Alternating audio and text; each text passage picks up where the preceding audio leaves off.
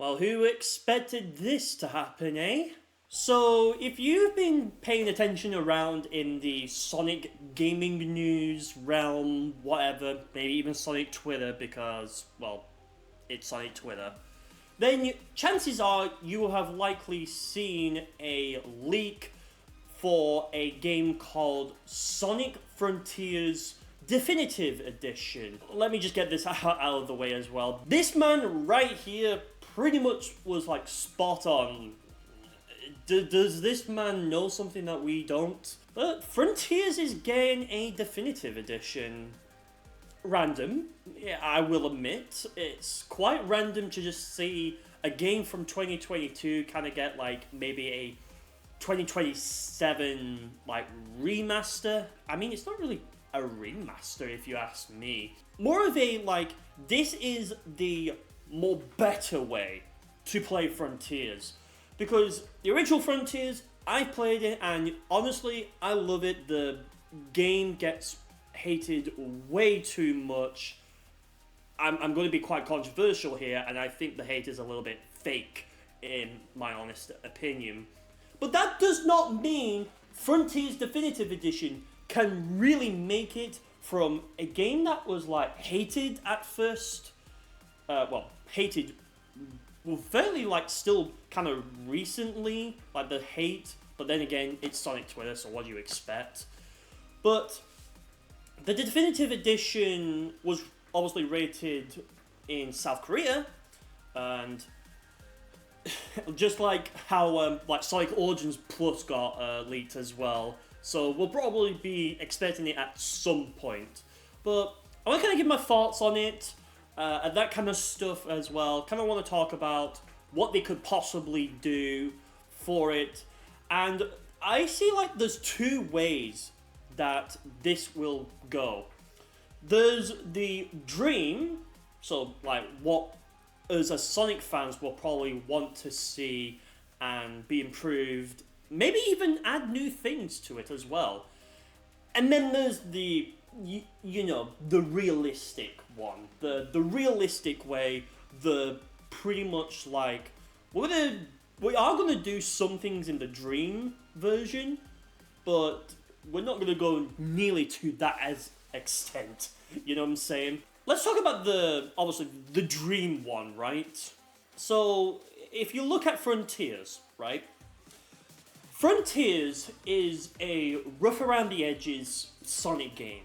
You could almost call this like a playtest. I mean, even Kishimoto even said himself that this was kind of like a playtest for how to do 3D Sonic in like a open world / open zone / whatever kind of ordeal.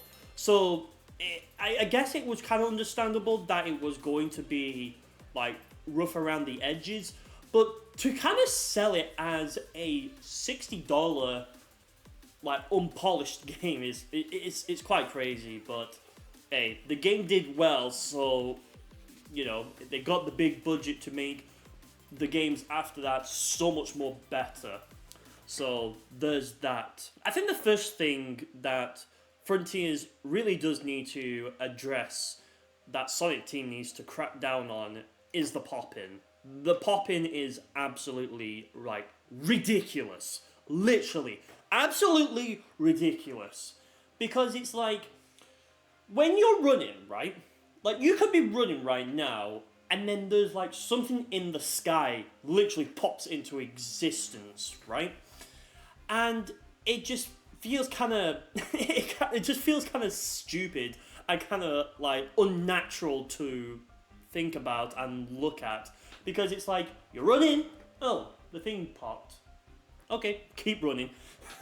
You know what I'm saying? Like, it's just so egregious. So I definitely do think that is one area that Sonic Team really needs to go ahead and just lock the fuck in and really just make the pop-in less obvious. Now, I guess I could see that Frontiers maybe had some sort of like that kind of idea, maybe during development, where they had a version of Frontiers where it was literally had these like fading in and out of these platforms, that kind of stuff. But probably, of course, during the later developments, they probably didn't realize that and had to ship it anyways. So there's that. The pop-in is definitely one area that is definitely going to be addressed, and I hope even in the realistic version, which I'm going to just copy and paste it here, so just to save myself from the realistic version, just repeating myself there. I definitely do think the pop-in, just make it fade in. That's it. I don't think it's that incredibly hard. I mean, I'm not a game developer, so what do I know, right? I'm doing an absolute cinema pose right now. You can screenshot that. But yeah, that's another one. The other one is like the janky controls. I definitely think they can be a little bit more solid. I mean, considering like Shadow Generations came out like a few years after it in 2024, and it really did show that you can do a open zone like Sonic game with a boost, and it still will control as great. Obviously because Shadow Generations has a much bigger budget, but that does not mean that same greatness Shadow Generations got could also be applied to Frontiers Definitive Edition. And yeah, it's literally like a no-brainer. Just take what was working well in Shadow Generations and just bring it back to Frontiers. It's like magic. It's like clockwork even. But yeah, I definitely do think the controls definitely need a little bit more of a touching up as well on that aspect. I do like in the original Frontiers that you were able to kind of tweak and control how Sonic is. I'm going to be incredibly honest. I would not be surprised if they took this away. Now, I know what you're thinking. I can already hear the comments. Like, James, what are you talking about? They won't do this. They won't take my precious controllability away. Anyways, I think the controls definitely need to be touched up and all that other stuff. I wouldn't be surprised if they took away the thing, because they had some sort of still a little bit of controllability of the different things, but it's not as much as what you got in Frontiers. So I wouldn't be surprised if that got taken away. But hey, who knows? Maybe they'll keep it, because why not, right? If it ain't broke in that regard, don't fix it, right? But fixing the controls, you know what I'm saying? It's fix it, but also don't fix other aspects. It's daft. I know, but I think another one is just polish. Make it as polished of a Sonic game as possible, and send this game out with a bang. Make it as awesome as possible, and just really say to people, look, we've listened to your feedback from the original Frontiers, we've done it with Shadow Generations, we're now going back to Frontiers, and we're going to give you exactly that. And that's great, because if that is the case, I definitely do think people will definitely buy it as well. Now, they could update the original Frontiers if they wanted to, but let's be honest, Sega's not going to do that. Let's be honest. If they could sell Sonic Cross Shadow Generations on Switch 2 as a game keycard, what's saying that Sonic Team and Sega would also sell the definitive edition of Frontiers, also pretty much nearly same price, give or take, right there. But I think another thing is with it, which is also a dream. So it might never happen, but it is a dream. But maybe give us Kronos Island as a all-in-one island, but then also create 2 new islands on top of it for Sonic to explore. Yes, that also does mean new cutscenes, new bosses to implement in there, and also, you know, kind of having to change a little bit of the story context as well. But I mean, hey, you know, if that can happen, that's great. You know, maybe like a snowy level, you know, maybe based on like either SA1 or you know, Sonic 3 like ice cap like area, and maybe like a city one. You know, maybe like a destroyed city like Crisis City, but it's like City Escape but destroyed. If you catch my drift, a Sonic drift. Ayy. I don't know what I'm doing with my life, man. I definitely do think that maybe creating like 2 new open zones. Because here's the thing, right? The marketing, which I guarantee you could go on Sonic Frontiers' own website, and I guarantee you it will still say explore 5 islands, which really is you've got Kronos Island Part 1, then you got like Eris Island, then Chaos Island, and then you got Kronos Island Part 2, and then Kronos Island Part 3, right? And then I guess like a 3.1 if you count the Final Horizon version of it. So out of the 5 islands, you technically only explore 3, but of course, typical Sega, they decided, you know what, in order to make sure people know that this is like a big game, we had to market it as 5 islands, which, you know, classic Sega, sneaky. But yeah, I definitely do think they could bring all of the like islands of Kronos together. Sure, that does mean then the changing like the kind of like context of it. But like after like you've gone through the city and you defeated it, you literally probably would be heading back anyways, like to Kronos Island for that reason. So yeah, this is a dream, I know, but you have to remember that even if it's a dream, it does not mean it's actually going to happen. But another thing as well is in some of like the character interactions, you know, between Sonic, aka you the player, and Knuckles, Tails, Amy, and Sage for that matter as well, they kind of just like stand there, like do nothing. Like they have very limited animation. Sometimes they'll just fold their arms, like well, Sonic will fold his arms. Sometimes they'll look and whatnot. But I feel like when you're watching those cutscenes, right, you just don't really feel like these characters are kind of alive, if you know what I mean. Because here's the thing, right, the cutscenes are very inconsistent with it.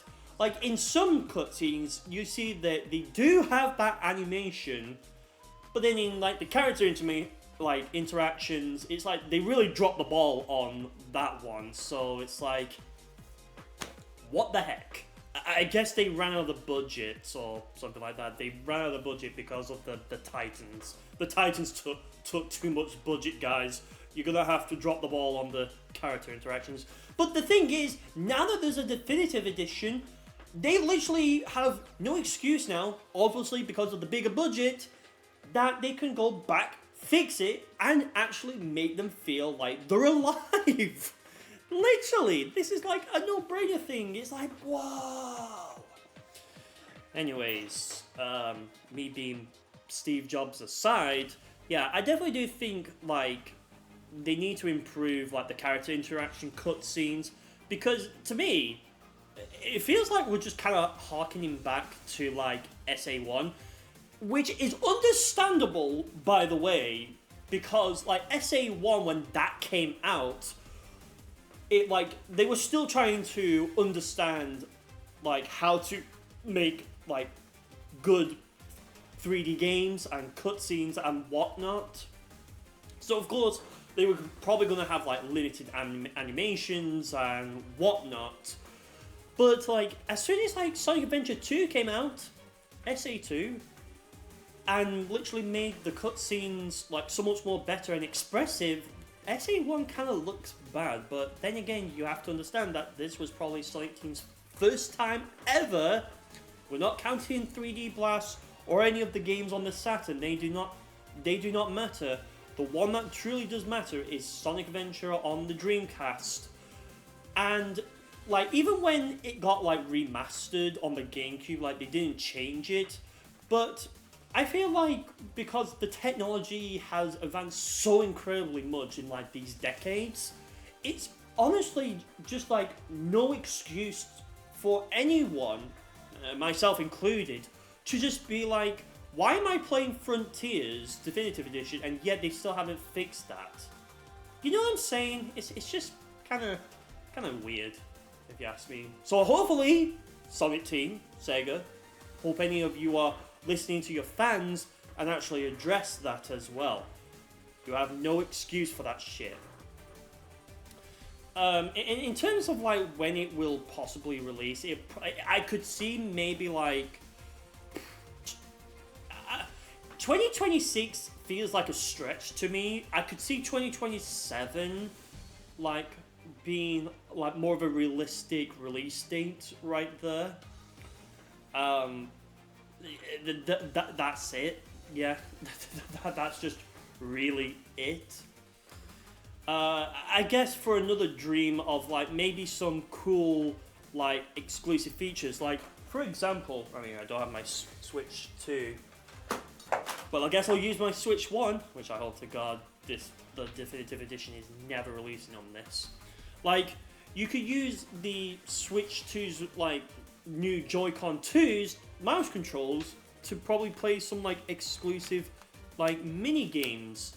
Like, obviously it's not really tied to the adventure per se, but more so like it's more to just like, you know, have a little bit of extra fun and just kind of really just set the definitive edition apart from the original version. And I think with the Switch 2's mouse controls, I definitely do think there is like something there that they could definitely do. I don't know what they would do with like maybe the PlayStation version. I mean, they could also apply that same one to the PC version as well. The Xbox version, God forbid, I don't know what they're going to do, but maybe just like have some little like cool mini games to play when you're not really in the mood to just play some of the open zones as well. So yeah, there's that as well. Now, let's talk about what Sonic Team and Sega will actually do.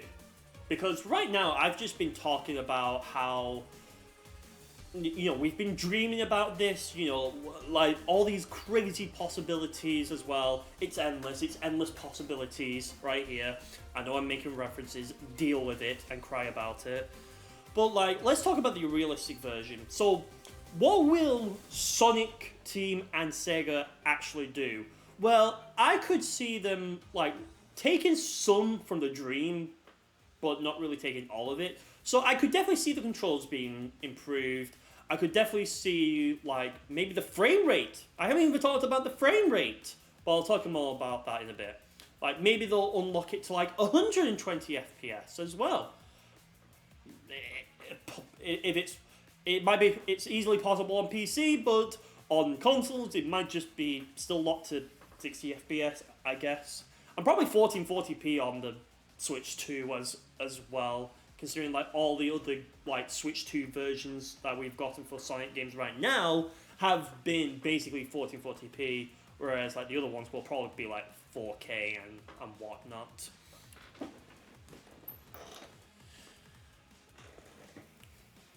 But yeah, there's that.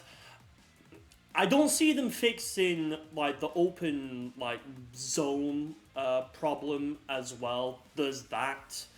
I mean, they probably will definitely increase his speed in the cyberspace levels. More on that later. And yeah, there's I'm pretty sure there will be like plenty of other things that I think Sonic Team and Sega will definitely do. But I think those ones are like the more realistic ones. I definitely do think, to touch on the frame rate one, having 120 FPS in the Sonic game like Sonic Frontiers, because if Shadow Generations can do it and the original, I know this sounds crazy to think about, but even the original Sonic Generations could even do this. What is Sonic Frontiers' excuses, right? And who knows, maybe even touch up, like, make it a lot more prettier, especially on that Switch 1. That Switch 1 version, God, whew, that was terrible. Yeah, I have a good feeling that Sonic Team and Sega have completely moved on from the original Switch down the PS4 and Xbox One, and they'll literally completely focus on the Switch 2, PS5, Xbox Series, and then PC just doesn't change anyway, so there's that. But yeah, 120 FPS. I definitely know there'll definitely be people in the comments. I'll be like, yes, James knows what he's talking about. We want 120 FPS because we PC gamers deserve that. I don't know. Comment down below if that was realistic or not. Maybe I'm just chatting out my ass.